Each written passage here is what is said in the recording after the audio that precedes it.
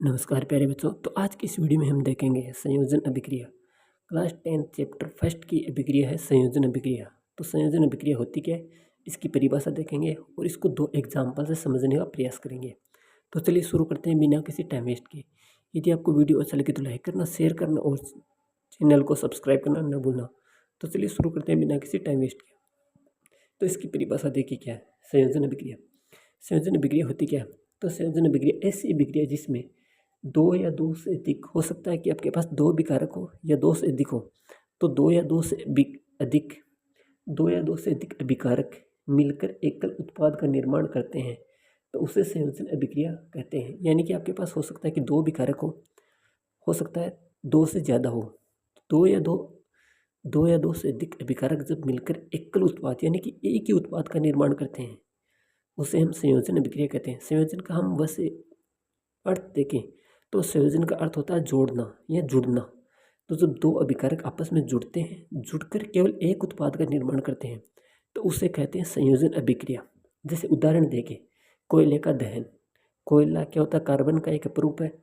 तो कार्बन, अब किसी का भी दहन हो रहा है तो दहन ऑक्सीजन की उपस्थिति में होता है। तो जब कार्बन का दहन ऑक्सीजन की उपस्थिति में किया जाता है तो हमारे पास कार्बन डाइऑक्साइड गैस बनती है। यानी कार्बन और ऑक्सीजन संयोजित होकर एकल उत्पाद कार्बन डाइऑक्साइड बनाते हैं, यानी कि एक संयोजन अभिक्रिया है। जैसे दूसरा उदाहरण देखें, जल का निर्माण।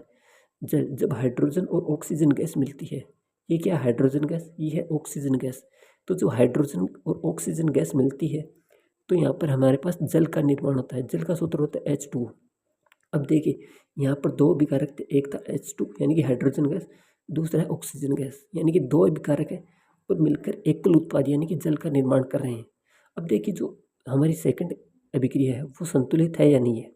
अब देखिए यहाँ पर हमारे पास हाइड्रोजन कितने, दो, इधर भी हाइड्रोजन दो है, लेकिन ऑक्सीजन इधर दो है, इधर ऑक्सीजन एक है, तो ये अभिक्रिया संतुलित नहीं है। तो इस अभिक्रिया को संतुलित करने के लिए इधर ऑक्सीजन दो है तो इसको दो से मल्टीप्लाई कर दीजिए, तो ये दो से मल्टीप्लाई हो गए। अब हाइड्रोजन देखिए किधर, इधर चार है, ऑक्सीजन दो है, लेकिन यहाँ पर हाइड्रोजन दो है, तो इस हाइड्रोजन को दो से मल्टीप्लाई कर दीजिए। अब देखिए हाइड्रोजन चार हो गए, ऑक्सीजन दो है, हाइड्रोजन चार, ऑक्सीजन दो, तो ये हो गई हमारे पास एक संतुलित अभिक्रिया। तो संयोजन अभिक्रिया उस अभिक्रिया को कहेंगे जिसमें दो या दो से अधिक अभिकारक मिलकर केवल एकल उत्पाद का निर्माण करते हैं, उसे हम संयोजन अभिक्रिया कहते हैं। तो ये था संयोजन अभिक्रिया की परिभाषा, उसका एक एग्जाम्पल।